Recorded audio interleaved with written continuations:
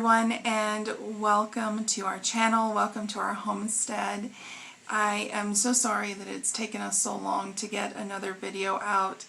We, just like everyone else in the world, have really been thrown for a loop this year, and unfortunately, in the midst of juggling everything else going on in our lives, have had to let our videos kind of fall by the wayside. But as things have calmed down a little bit, we decided to start making videos again, which I am extremely excited about because I did miss you guys. I did miss getting this information out to you and sharing our thoughts and our lives with you. And I think this year, more so than any other that I can think of, has really opened up the eyes of so many people to the benefits of this type of lifestyle, of living a more self-sustaining lifestyle, of growing your own food, producing your own food, because there are situations where we're seeing the grocery stores are not able to either be open or have what we need on their shelves.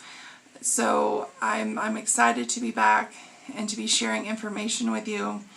This video is going to be about my new favorite in our upcoming spring garden, and that is greens. Many of you who have been longtime viewers of this channel know that we grow in zone 4, which can be a very tricky growing zone. We live in southwest Wyoming. At about 7,000 feet, we have very unpredictable weather, so we could get a really good snow in the middle of July. And so most of our crops have to be very cold hardy. And so one of our staples is green, dark leafy greens. So I wanted to share with you our choices for the upcoming growing season. I know we're just getting into winter. It seems kind of early, but winters here are long, and this is kind of how I help myself get through them. I do a lot of planning, and it's never too early to start ordering seeds.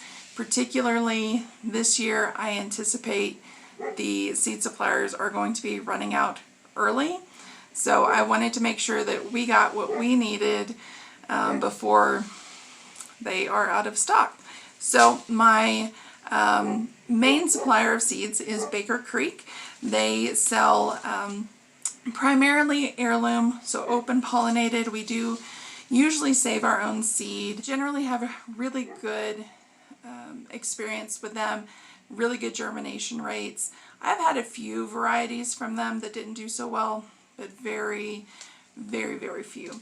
So the first choice this year is a kale variety, and it is 1,000 head. I have never grown this before, but I'm really excited. You can see by the leaves, I'm not expecting leaves this big. Growing something this large would be very difficult here because our soil is not so great. We haven't been on this property long, so our amendments are still very new. We're still building the soil up, but also because we are growing at a high elevation, what we produce is just generally smaller overall. But it should be a larger leaf kale than other varieties, which should make it easier to spot pests and pull them off by hand, so that's really exciting. Kale does extremely well here, and I have actually had it behave more like a perennial here, and it does self-seed. So anything that's willing to come back in this growing condition is more than welcome here. So I'm very excited about that. Also kohlrabi. I have grown kohlrabi here. It does really well. So this is definitely a staple for us. I use it in stir fries.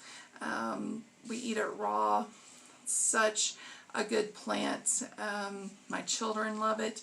I had never grown kohlrabi until I moved to Wyoming. So if you have not grown kohlrabi, I highly recommend it. Very excited about this one. Tatsoi. If you saw my seed haul from last year, you would have seen this on my list as well. Last year was my first season growing tatsoi. It did very well, and we all loved it. It is sweeter. It's a sweeter green than kale. So if you're not a fan of kale, I would not write off tatsoi.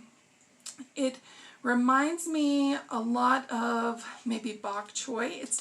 It's very mild. It's a very mild flavor.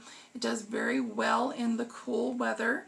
So if you see, several days of 100+ weather, might not be a variety for you unless you can keep it very well shaded. But for us, this is perfect. It did really, really well. It seeded really well. We absolutely loved it. We did not let enough of the plants go to seed, which is why I had to buy more seeds, because we ate it. Absolutely in love with this plant. So I'm so excited to have this again. We will try to allow more of the plants to go to seed. And then in this order, Baker Creek always sends a free seed packet, and in this order, the free seed packet that we received was Russian red kale. Super excited. I have grown this before. We do enjoy it. I did not order any this year because I actually have some that has come back for the last 2 years. So I didn't really need any per se, but I do have a patch in the front yard that I'm going to be showing you in the spring that we are going to be putting some grapes in, and I do need something to basically act as like a ground cover or understory growth in that area, and the kale would work great there. So I may use this to go there. So I don't know if they chose this because of our growing zone, because of the types of plants that I ordered. I always assumed that the free seed was just kind of a grab and go type thing. I didn't really think that they put any thought into what they chose. But this makes me think that maybe they do. I don't know. But I'm really excited about this because this is definitely a plant that we grow and we love. So super excited. So these are my 4 main green crops for this coming spring. I will be getting a spinach and a sorrel as well. That's in an upcoming seed order, but I will show you that when it gets here. But these 3 are the main green crops that I will be growing. Super excited about them. Remember, it's never too early to start planting the garden, and particularly with everything that's going on in the world, it's never too early. If you have the ability to start ordering those seeds, go ahead and get on it, even if it's just 1 or 2 packs at a time. Start ordering them, store them in a nice, cool, dark place so that they'll be good and protected until you're ready to start germinating. All right, guys, thank you so much for watching this video. If you haven't already, go ahead, hit that subscribe button. We're a small community, but we love having you here. And we are going to start putting out more videos about homesteading on small spaces. We're going to be doing an update of the quails very soon. We're so excited to share our little birdies with you. Thank you for watching, and as always, happy homesteading. Bye-bye.